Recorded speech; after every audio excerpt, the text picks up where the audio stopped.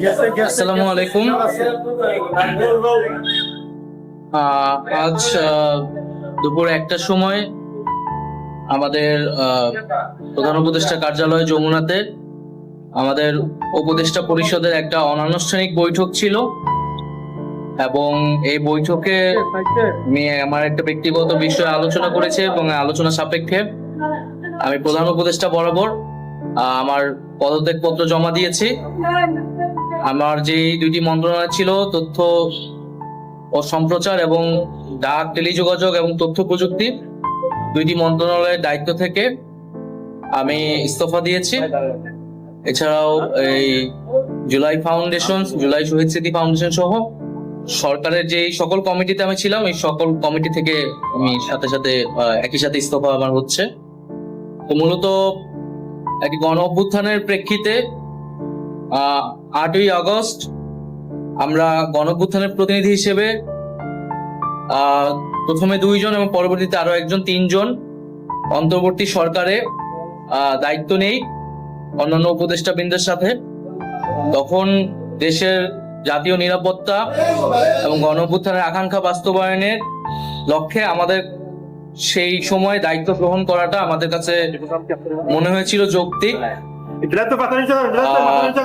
গত 6.5 মাসের প্রেক্ষিতে সরকার কাজ করছে, হয়তো আমরা আশানুরূপ ফলাফল এখনো পাইনি, কিন্তু আমার কাছে মনে হয়েছে যে সরকারের একটা স্ট্যাবিলিটিতে সরকার এসেছে এবং ব্যক্তিগতভাবে সরকারের বাইরে যে দেশের বর্তমান যে পরিস্থিতি, সেই পরিস্থিতিতে একটি রাজনৈতিক শক্তির উত্থানের জন্য আমার রাজপথে থাকা প্রয়োজন, ছাত্র জনতার কাতারে থাকা প্রয়োজন এবং আমরা যে গণতান্ত্রিক পরিবর্তনের আকাঙ্ক্ষা করি, সেই আকাঙ্ক্ষার জন্য এবং আমার যে গণ অভ্যুত্থানে যে ছাত্র জনতা অংশগ্রহণ করেছে সেই শক্তিকে সংহত করতে আমি মনে করেছি যে আমার সরকারের থেকে আমার সরকারের বাইরে রাজপথে আমার ভূমিকা বেশি হবে এবং আমার বাইরে যারা আমাদের সহযোদ্ধা রয়েছেন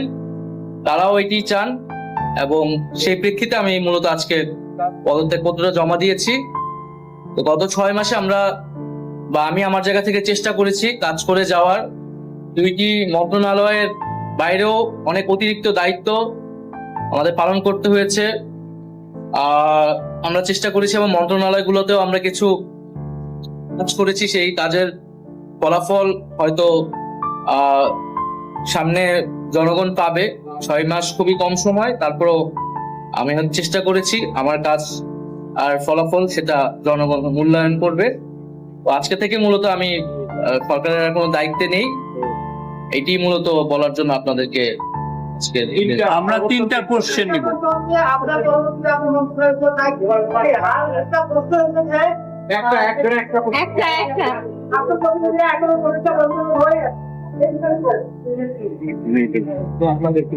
আমার পরে দায়িত্ব নিবে এটা আসলে ক্যাবিনেটে, পরবর্তীতে এটা ক্যাবিনেট ঠিক করবে, উপদেষ্টা পরিষদে ঠিক করবে। আর আমি আমার জায়গা থেকে মনে করেছি আমার বাইরের প্রয়োজন, বাট এখনো আমাদের গণ অভ্যুত্থানের আকাঙ্ক্ষা তো বাস্তবায়িত হয়নি। বিচার এবং সংস্কারের যে প্রতিশ্রুতি নিয়ে এই সরকার গঠিত হয়েছিল, ছাত্ররা এসেছিল, সেই প্রতিশ্রুতি পূরণে অন্য যে 2 জন রয়েছে তারা মনে করছে তাদের সরকারে এখনো দায়িত্ব রয়েছে, তারা এখনো সরকারে থেকেই জনগণকে সার্ভ করবে। তারা যদি রাজনীতি করার প্রয়োজন বোধ করে তারা তখন হয়তো সরকার ছেড়ে দেবে।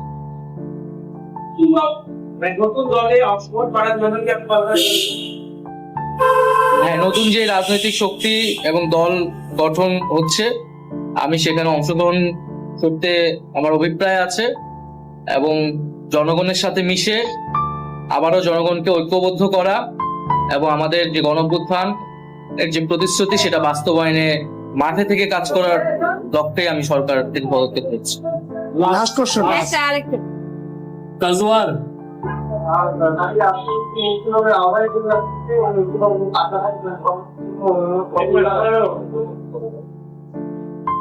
এটার জন্য আপনাদের দলটির যেদিন ঘোষণা 28 তারিখ, সেদিন পর্যন্ত অপেক্ষা করতে হবে, সেদিনই এটা জানা যাবে। নারীদের মধ্যে থেকে একটা কোশ্চেন নিব। নারী কেউ আপনি সাজেদা জি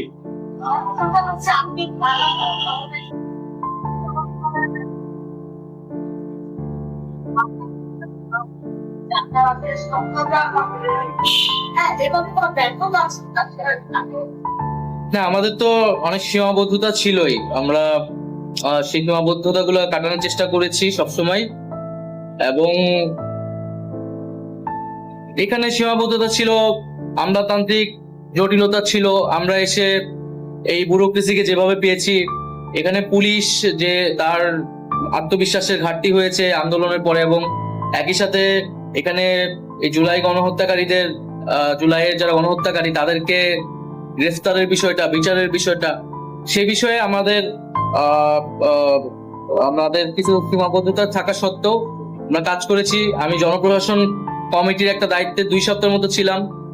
2 সপ্তাহের মিটিং এ আমরা সিদ্ধান্ত নিয়েছি যে যারা 18 সালের ডিসি ছিল এবং দুর্নীতির সাথে জড়িত ছিল তাদেরকে সরানোর ব্যবস্থা, এরকম কিছু উদ্যোগ আমরা নিয়েছি। এবং আমি আশা করব যে অন্তর্বর্তীকালীন সরকার সামনের দিনগুলোতে জনগণের যে আকাঙ্ক্ষা, গণঅভ্যুত্থানের যে আকাঙ্ক্ষা, সেই আকাঙ্ক্ষা বাস্তবায়নে তারা সচেষ্ট হবে, এবং দেশের যে আইন শৃঙ্খলা পরিস্থিতি, সেই আইন শৃঙ্খলা পরিস্থিতি এবং দ্রব্যমূল্য নিরসনে তারা সফলতা দেখাতে